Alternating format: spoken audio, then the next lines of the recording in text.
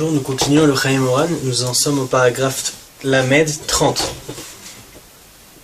Alors, Ba'et Shenasa l'Eretz Israël, Bitrelat Nesiato Mibeto, Shavat Bakeila Skolier.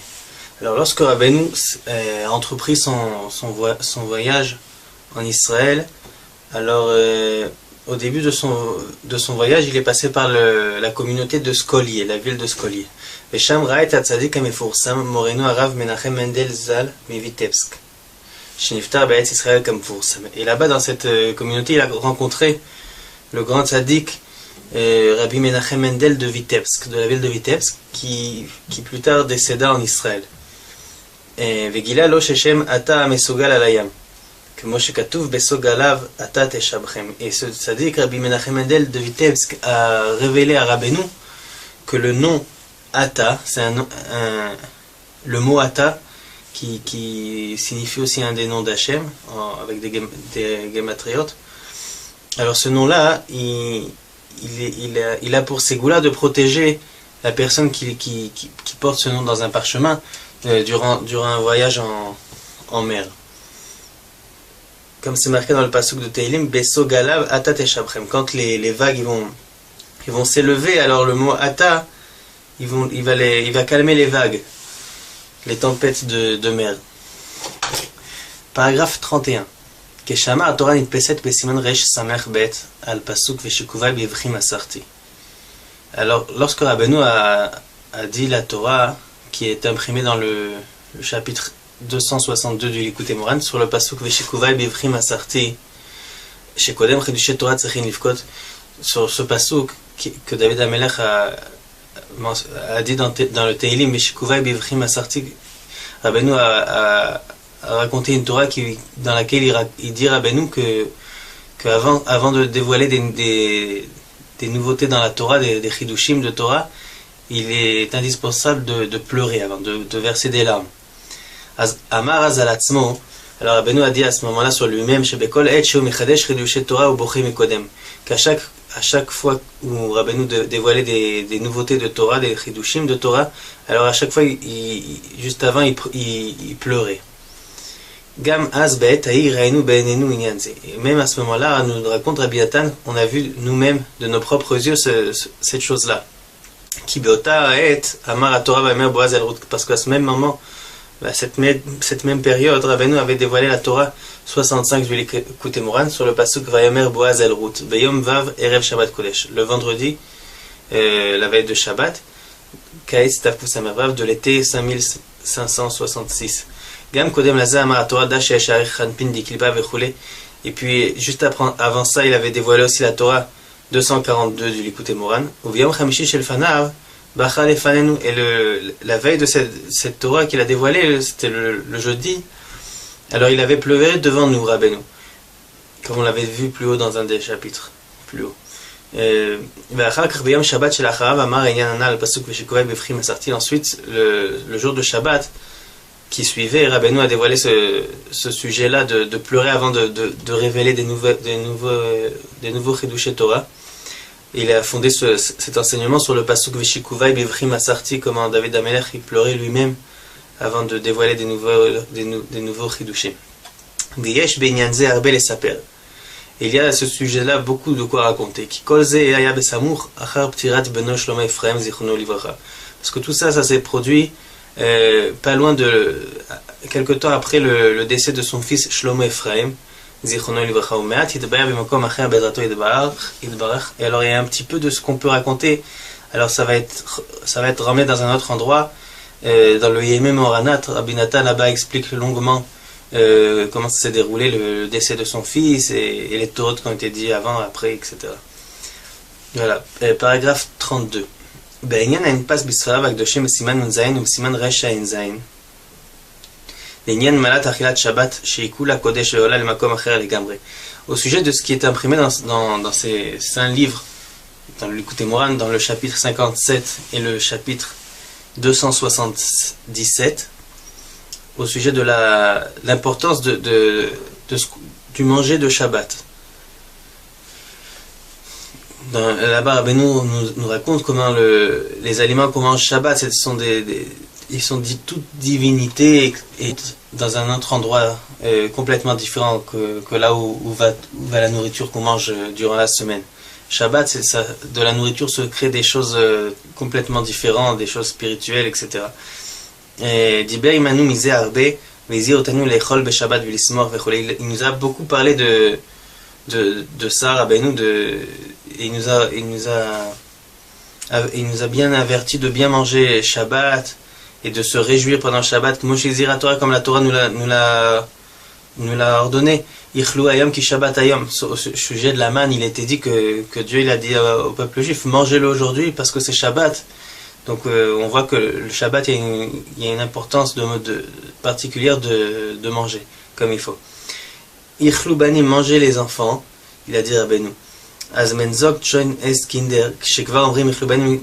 Même déjà quand on en vient à dire manger les enfants, alors après il a dit Rabbeinu, même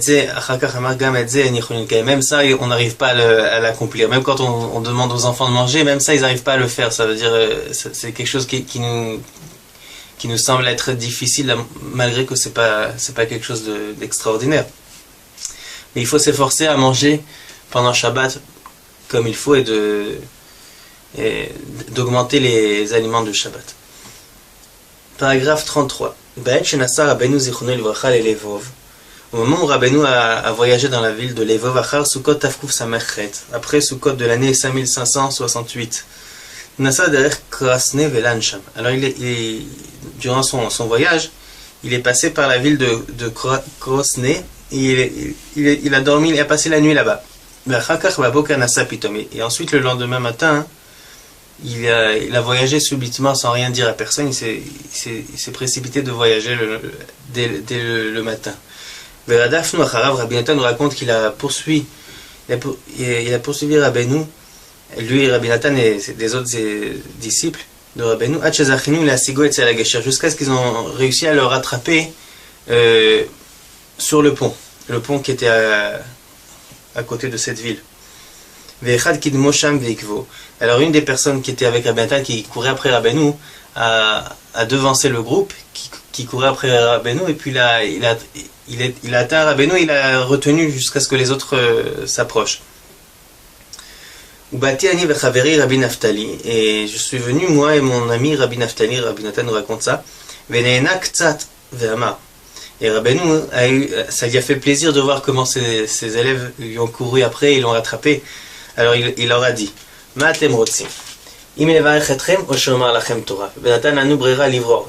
nous a dit, Rabbeinu, qu'est-ce que vous voulez que je vous donne? Ou bien que je vous donne une bénédiction, que je vous bénisse, ou bien que je vous dévoile une Torah. À vous de choisir, il leur a dit.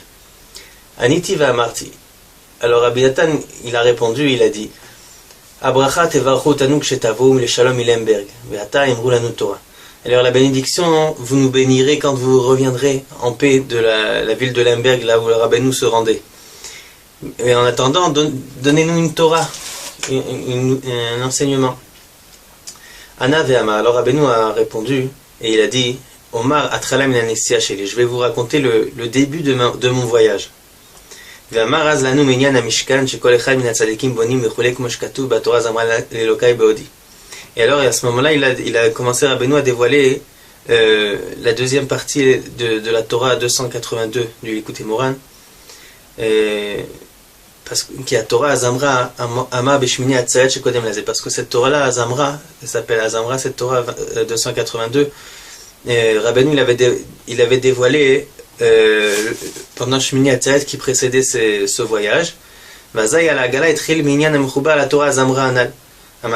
Et alors, à ce moment-là, quand il était en route dans sa calèche, alors il a commencé à dévoiler le sujet qui est relié avec cette Torah, qui est mentionné vers la fin de cette Torah dans le Likutei Moharan, qui commence par les mots Veda Shemi Sheachol Asot Elu Nigunim Mechule Ad Shebemet Amru Achazan Roechan Tinokot Korin. Alors là-bas, Rabbeinu nous parle des chants spéciaux que l'on crée par les nekudot tovot, les points positifs qu'on arrive à recueillir chez soi-même et chez son prochain. Alors avec ces nekudot tovot, on arrive à créer des nigunim. Tout ce sujet-là qui est assez long, il est mentionné là-bas dans la fin de la Torah 282.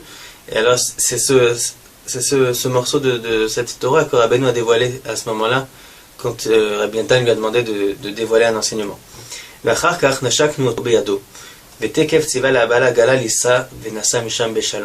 alors ensuite, une fois que Rabbeinu a dévoilé sa Torah, cette Torah, alors on l'a embrassé sur sa main, nous raconte Rabbi Natan, et tout de suite après, il a ordonné Rabbeinu au cocher de la calèche de voyager. Et il est parti, il a continué il a poursuivi son chemin.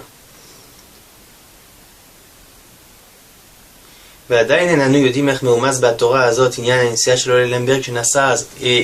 on ne sait toujours pas, nous dit Rabbi Natan, comment dans cette Torah-là est allusionné le sujet de son voyage à Lemberg où il se rendait à ce moment-là.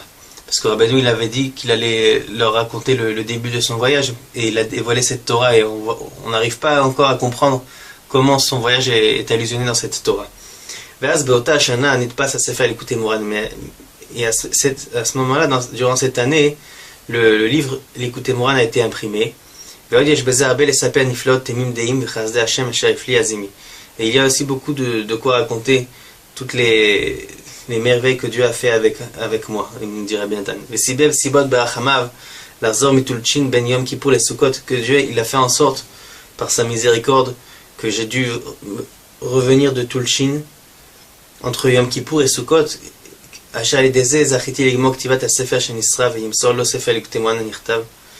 Et grâce à ça que Rabbi Natan est revenu voir Rabbeinu entre Yom Kippour et Sukkot. Alors grâce à ça il a mérité de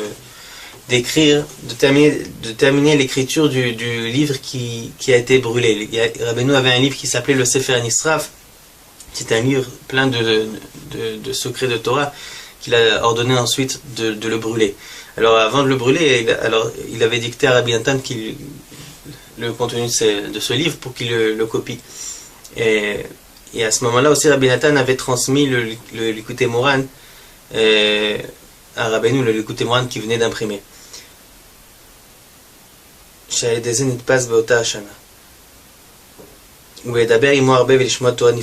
ici, il a eu l'occasion, Rabbi Natan, de parler beaucoup avec Rabbeinu à ce moment-là et d'entendre beaucoup de Torot.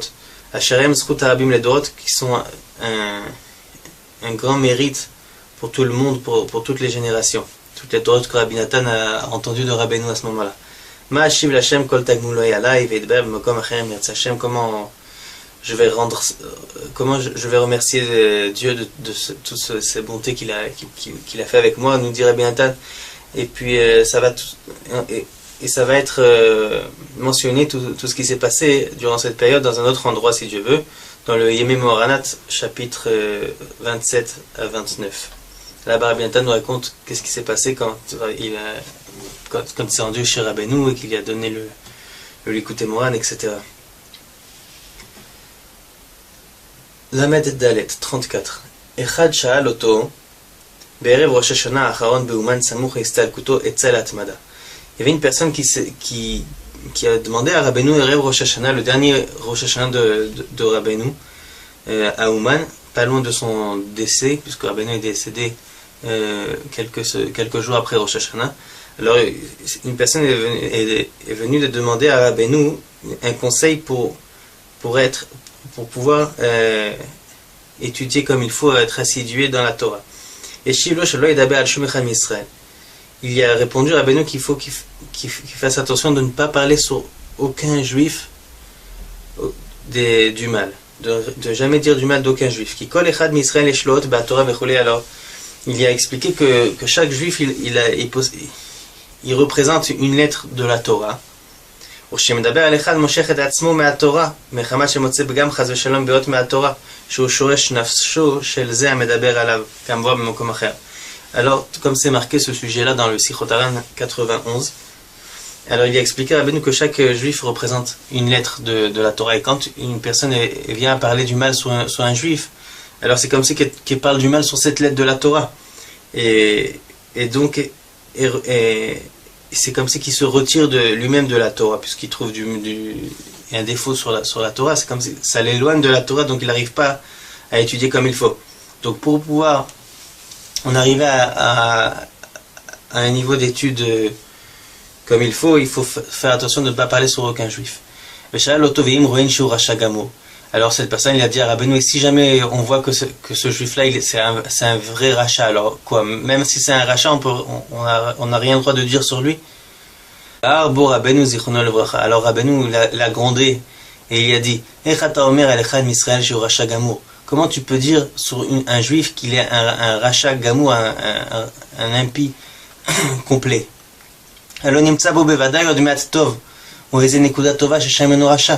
Il a dit, c'est sûr que même si c'est la personne la plus pire qu'il puisse y avoir, c'est que chaque juif, il a quand même un petit peu de bien, un petit point positif, dans lequel, à travers ce point-là, il n'est pas considéré rachat.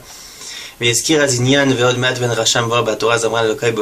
alors il a mentionné le sujet qui figure dans la Torah 282 qu'on a vu plus haut. Le sujet où c'est marqué dans cette Torah que sur le pasuk que grâce, c'est un pasuk de Tehillim que Rabbeinu a mentionné dans cette Torah. Le pasuk de Tehillim, il dit et encore un petit peu, il n'y a plus de rachat, il n'y a plus de Rechaim. Donc Rabbeinu a utilisé ce pasuk pour nous dire qu'il faut trouver à chaque fois des petits points, encore un petit point positif dans chaque personne, dans lequel à travers ce point il n'est pas rachat, cette personne, et grâce à ça on arrive à réparer les personnes Rechaim et faire en sorte qu'ils sortent de leur niveau inférieur de rachat et ils deviennent véritablement des tzadikim amitim. Alors donc Rabbeinu l'a réprimandé en lui disant qu'il n'existe pas un juif qui est complètement rachat. Chaque juif, il a toujours un petit point positif dans lequel il n'est pas rachat. Voilà. La suite la prochaine fois, Bezrat Hashem, à bientôt.